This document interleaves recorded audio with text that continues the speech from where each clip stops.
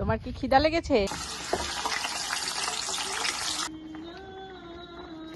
Help করতেছে। আসসালামু আলাইকুম, সবাই কেমন আছেন? আশা করছি সবাই ভালো আছেন। দেশে বা দেশের বাইরে যে যেখান থেকে আমার আজকের ব্লগটি দেখছেন, আপনাদের সবাইকে বাংলাদেশি মম ইন ইউএসএ চ্যানেলে স্বাগত জানাই। আপনাদের সবাইকেই রামাদান মোবারক জানিয়ে আমার আজকের ব্লগটি শুরু করছি। মায়রা আর মারিয়া দুইজনই আবদার ধরেছিল হাতে মেহেদি পরার। তো প্রথম তারাবির রাতেই ওদের হাতে আমি মেহেদি দিয়ে দিয়েছিলাম। ওরা খুব শখ করেছিল। তো আমি এত ভালো ডিজাইন করতে পারি না। সিম্পল ভাবে ওরা যেমনটা চেয়েছিল তেমনটাই আমি করে দেওয়ার চেষ্টা করেছিলাম। এখন যে মেহেদি দিচ্ছি এটা মায়রার হাত, আর রামাদান লেখা প্রথমে যে হাতটা দেখলেন সেটা মারিয়ার হাত। তো মায়রাকে বলেছিলাম তোমার হাতে আরেকটু ডিজাইন করে দিই, কিন্তু ও আর চাচ্ছিল না, বলছিল আম্মু আমার এরকম সিম্পলি ভালো লাগছে। এটা পরের দিন সকালবেলা ঘরের জানালা দরজাগুলো একটু খুলে দিচ্ছিলাম, সাথে টেবিলটাও একটু গুছিয়ে নিব। এবার রমজানে আমি ওইভাবে করে আর ঘর ডেকোরেশন করি নাই, তবে হ্যাঁ করব একটু সময় নিয়ে, কারণ আমি একটু ব্যস্ত আছি, যার কারণে ওইভাবে করে এখনো সাজিয়ে গুছিয়ে উঠতে পারিনি। তবে টেবিলটাকে আজকে একটু সুন্দর করে গুছিয়ে নিব, যেহেতু প্রথম রোজা। আর টেবিলটা একটু সুন্দর করে গুছিয়ে যদি খাবার পরিবেশন নাই করি তাহলে কেমন লাগে বলুন তো। তো যার কারণে একটু টেবিলটা আগে সুন্দর করে গুছিয়ে নিয়ে তারপরে রান্না বান্নায় হাত দিব। আজকে আপনাদের সাথে প্রথম রোজার ব্লগটাই শেয়ার করছি। যদিও আলহামদুলিল্লাহ বেশ কয়েকটা রোজা হয়ে গেছে। আমার প্রথম রোজার ব্লগটা দেরি করে আসার কারণ অনেকগুলো আছে। ১, আমি ব্যস্ত। আর ২ হচ্ছে আমি ব্লগটা রেডি করেছিলাম, তারপরে হঠাৎ করে আমার কাছ থেকে ডিলিট হয়ে যায়। তো পরে আবার এডিটটা গুছিয়ে আমার আবার রেডি করতে হয়, যার কারণে আরেকটু সময় আমার লেগে যায়। মানে ভিডিওগুলো তো ছিলই। তো সেগুলোই গুছিয়ে আবার ভয়েস ওভার দিয়ে রেডি করতে যেয়ে অনেকটা সময়ই আমার লেগে যায়। তো যাই হোক, আপনারা সুন্দরভাবেই হয়তোবা ব্লগটা দেখবেন আশা করি।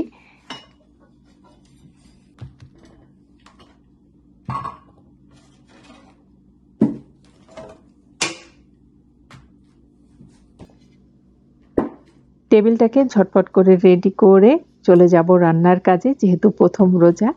প্রথম রোজায় রান্নাবান্না তো একটু বেশিই থাকে, আবার মনের মধ্যে একটু আনন্দও কাজ করে। তো সবকিছু মিলিয়ে রোজার দিনগুলো কিন্তু আলহামদুলিল্লাহ বেশ ভালোই যাচ্ছে। আপনারা হয়তো অনেকেই জানেন যে আমি এরকম টেবিলটা সুন্দর করে সাজিয়ে গুছিয়ে পরিবেশন করতে বেশ একটা পছন্দ করি।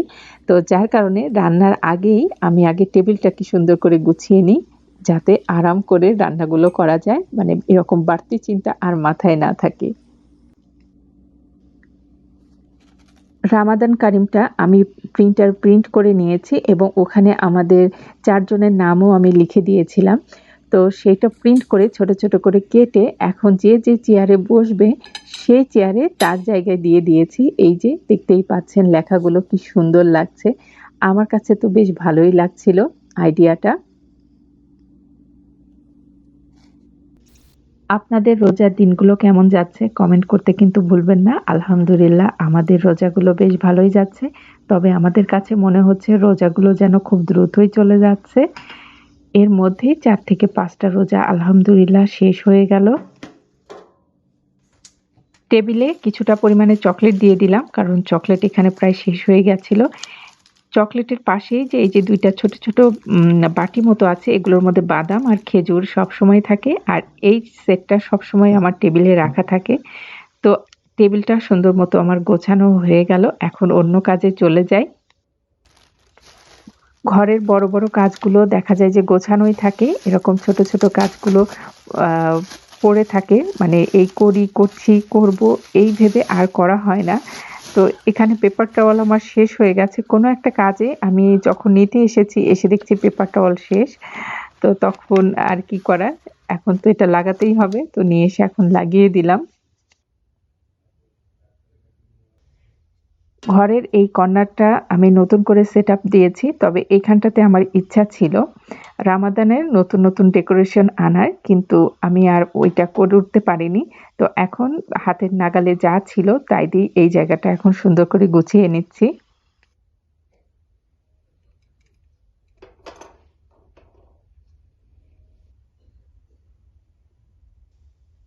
এখন একটা ক্যালেন্ডার ঝুলিয়ে নিচ্ছি, যেটা রমজান মাসের। আজকাল তো ক্যালেন্ডারের প্রচলন খুব কমই, ওইভাবে আর ব্যবহার করা হয় না।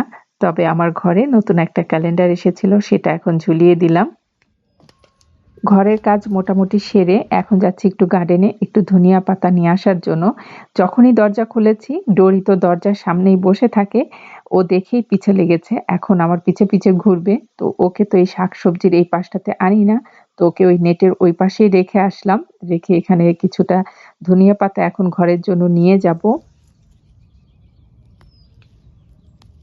যতই বড় পড়ুক ধনিয়া পাতাগুলো নষ্ট হয় না। সাথে এবার দেখলাম রসুন, তারপরে বাঁধাকপি, এগুলোও আমার গার্ডেনে কিছু কিছু ছিল। তো সেগুলো দেখলাম নষ্ট হয় নাই, বেশ ভালোই হয়ে আছে। আপনাদেরকে দেখাচ্ছি, এই যে দেখুন ছোট্ট একটা চারা, ২ থেকে ৩ টা পাতা হবে। এরকম একটা বাঁধাকপির চারা ছিল, সেখান থেকে দেখলাম ৩ টা বাঁধাকপি হয়ে আছে। আর এই যে রসুনের গাছগুলো দেখুন এখনো কি সুন্দর হয়ে আছে। তো ধনিয়া পাতা নেওয়া হয়ে গেল, এখন ঘরের দিকে যাই। কিন্তু এদিকে ডোরি আমার পিছু লেগে আছে, এখন আমার ঘরে কিছুতেই যেতে দিবে না। আমি যেদিকে যাচ্ছি ও সেদিকে যায়। এখন দেখুন আমার সামনে যেয়ে দাঁড়িয়ে থাকবে, ঘরের ভিতরে যেতে দিবে না। তো এরকমটা আর কি। ঘরে থাকা সাধারণ উপকরণ দিয়েই আজকে বানিয়ে নেব হালিম। আর হালিম বানানোর জন্য এখানে আমি কয়েক রকমের ডাল নিয়ে নিয়েছি, যেমন মটর ডাল, মুগ ডাল, মাসকলাইর ডাল, ছোলার ডাল আর নিয়েছি পোলার চাল। এখানে গম আর মসুর ডাল এই ২ টা জিনিস আমি দিই নাই, আপনারা চাইলে দিতে পারেন। এই ডালগুলো এই অবস্থায় ব্লেন্ড করে গুঁড়া করেও সেদ্ধতে দেওয়া যায়। তবে আমার কাছে মনে হয় যে ভালো করে ধুয়ে এরকম আস্ত অবস্থায়ই সেদ্ধ করে নিলে কড়ার তলায় লেগে যায় না, এতে করে ভালো হয়। এখানে আমি ছোলা সেদ্ধ করতে দিয়েছিলাম, ছোলা রান্না করব। তো এই ছোলাগুলোকে আমি আলাদা জায়গায় ঢেলে রেখে এখন ওই পাত্রেই হালিমের ডালগুলো সেদ্ধতে বসিয়ে দিচ্ছি।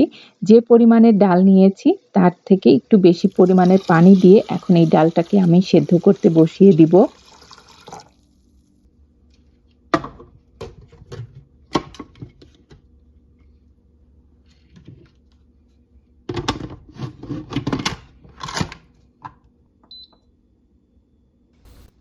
ডালটাকে এখানে সেদ্ধ বসিয়ে দিয়েছি।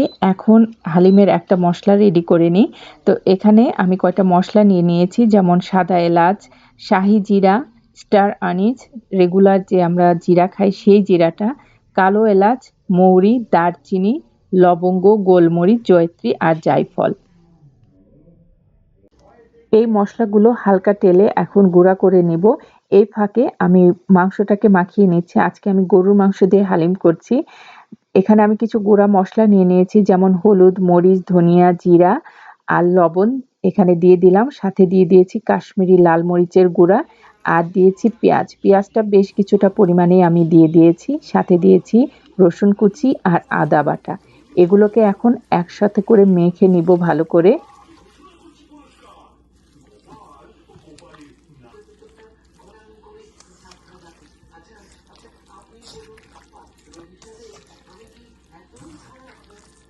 মাংসটা রান্না করে নেওয়ার জন্য কড়াইতে তেল দিয়ে দিলাম, আর যে মাখিয়ে রেখেছিলাম সেই মাংসটা এখন দিয়ে দিচ্ছি।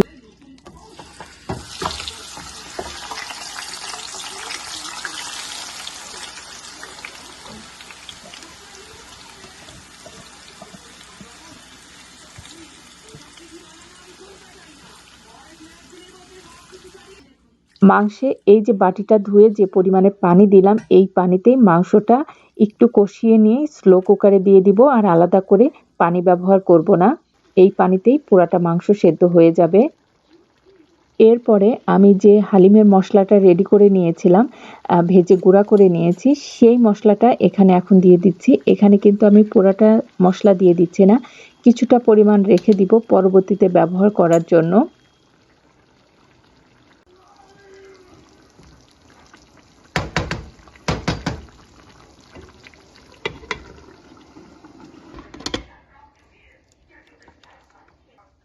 ডালটা দেখুন কত সুন্দর সেদ্ধ হয়ে গেছে। এখন আমি এটা ব্লেন্ডারে ব্লেন্ড করে নিব। দেখুন ডালটা কিন্তু পাতিলের তলায় লেগে যায়নি। আর যদি এরকম ব্লেন্ড করে মানে গুঁড়া করে সেদ্ধ করতে যাওয়া হয় তাহলে কিন্তু খুব দ্রুতই পাতিলের তলায় লেগে যায়। তো এখানে আমি ডালটাকে সুন্দর করে ব্লেন্ড করে নিয়েছি আর এদিকে মাংসটাও সুন্দর রান্না আমার হয়ে গেছে। আমি কিন্তু এখানে কোনো পানি ব্যবহার করিনি। একদম বাটি ধুয়ে যতটুকু পরিমাণে পানি এখানে দিয়েছিলাম ঠিক ততটুকুই এই মাংসটা হয়ে যাবে এখন রান্না আমার। আমি এখানে দিয়ে দিলাম সেদ্ধ হতে। আর যে ডালটা আমি সেদ্ধ করে নিয়েছিলাম সেটা এখন কড়াইতে দিয়ে দিলাম। মাংসটাও ওদিকে প্রায় সেদ্ধ হওয়ার পথে। তো সেদ্ধ হয়ে গেলে ডালের সঙ্গে মাংসটাকে মিশিয়ে নিব। মাংসটা দেখেই বুঝতে পারছেন কি সুন্দর রান্না হয়েছে আর সুন্দর মতো সেদ্ধও হয়েছে। এখন এইটার উপর থেকে এই যে লাল লাল তেল মতো উঠেছে এটাকে বেড়ে নিচ্ছি। এটা আমি পরবর্তীতে ব্যবহার করব সেটাও আপনাদেরকে দেখিয়ে দিব। আর কিছুটা মাংস আমি আলাদা বাটিতে বেড়ে রেখেছি। কারণ এখানে একটু আমি আজকে বেশি পরিমাণেরই রান্না করেছিলাম এরকম একটু তুলে রাখার জন্য। কারণ ওইটা রুটি দিয়ে যাতে খাওয়া যায় সেই জন্য। এখন ওই যে সেদ্ধ ডালের সাথে মাংসটাকে মিশিয়ে দিচ্ছি। আমার কাছে মনে হয় ডাল আর মাংস আলাদা করে সেদ্ধ করে তারপরে একসঙ্গে মিশিয়ে নিয়ে রান্না করে নিলে কড়ার তলায় পোড়া ভাবটা লাগে না। আর যদি মাংস আর ডাল একসঙ্গে সেদ্ধ করে নেওয়া হয় তাহলে কিন্তু দেখা যায় যে পাতিলের তলায় লেগে যেতে থাকে।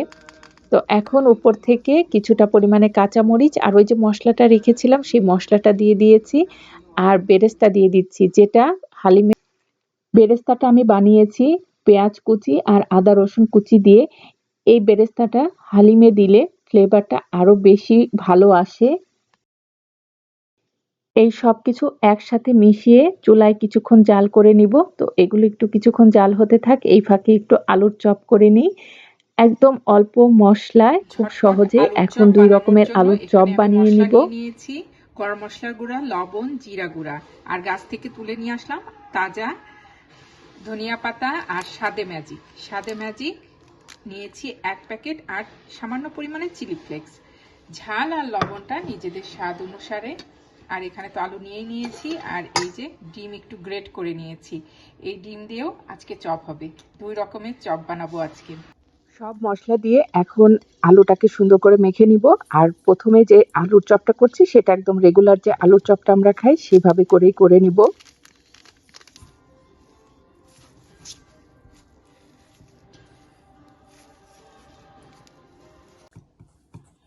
আজকের যে চপটা আমি এখন বানাচ্ছি দেখতেই তো পেলেন একদম অল্প স্বল্প মশলা দিয়ে করছি, খুব একটা বেশি মশলা দিচ্ছি না। এতে করে কিন্তু চপের স্বাদটা বেশ ভালোই আসবে, খারাপ হবে না। বানিয়ে দেখতে পারেন।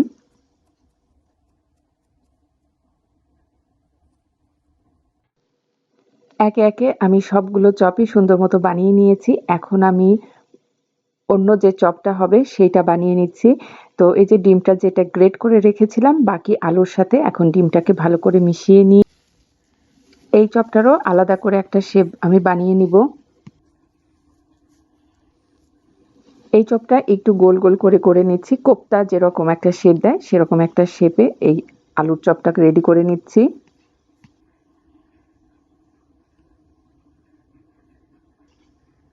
দেখতেই পেলেন ঝটপট করে ২ রকমের চপ বানানো হয়ে গেল। এখন এই চপগুলোকে ভাজতে নিয়ে যাব। আমি বেসনের ব্যাটারে চপগুলোকে ভেজে নিচ্ছি।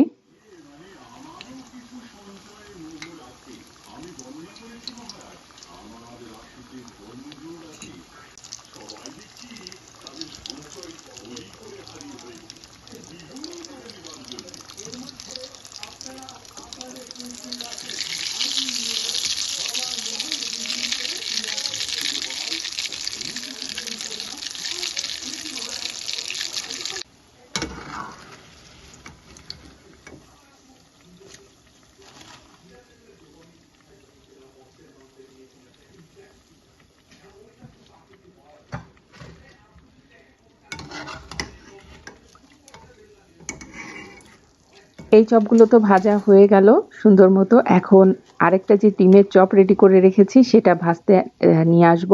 তো সেটা বেসনের ব্যাটারে দিব না, ওইটা অন্যভাবে রেডি করে নিচ্ছি। এই যে একটা ডিমের সাদা অংশ ফেটে নিয়েছি তাতে এখন ওই চপটা দিয়ে দিলাম, দিয়ে ব্রেড ক্রামস একটু গড়িয়ে নিব।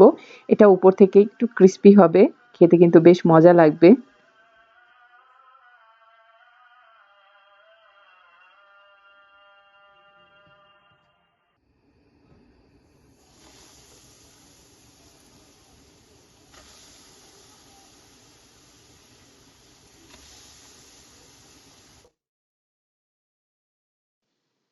এই চপগুলো উল্টে পাল্টে ভেজে নিব।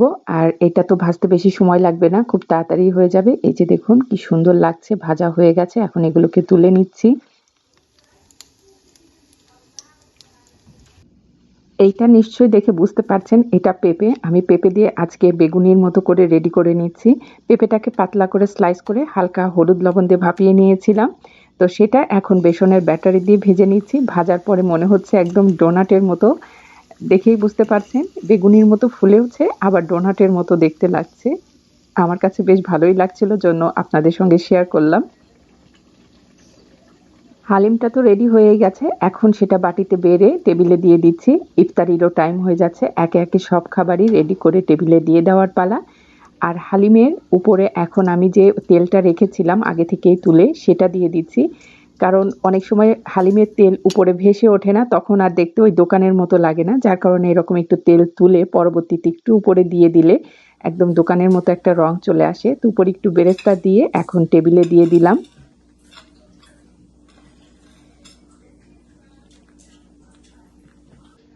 হালিমের সাথে খাওয়ার জন্য এখানে লেবু, কাঁচামরিচ, ধনিয়া পাতা কুচি দিয়ে দিয়েছিলাম। এখন যা ভাজা পোড়া আইটেমগুলো করা হয়েছে সেগুলো টেবিলে দিয়ে দিচ্ছি।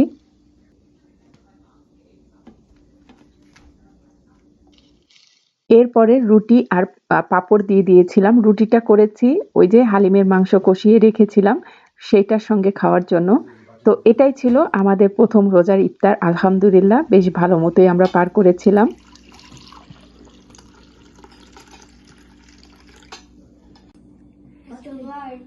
মারিয়া, এটা কি তোমার ইফতার হচ্ছে?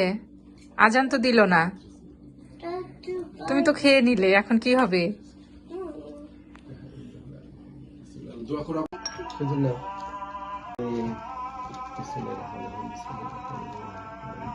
আল্লাহ আপনার নামে রোজা রেখেছিলাম, আপনার নামে ইফতার করছি। বিসমিল্লাহির রহমানির রহিম।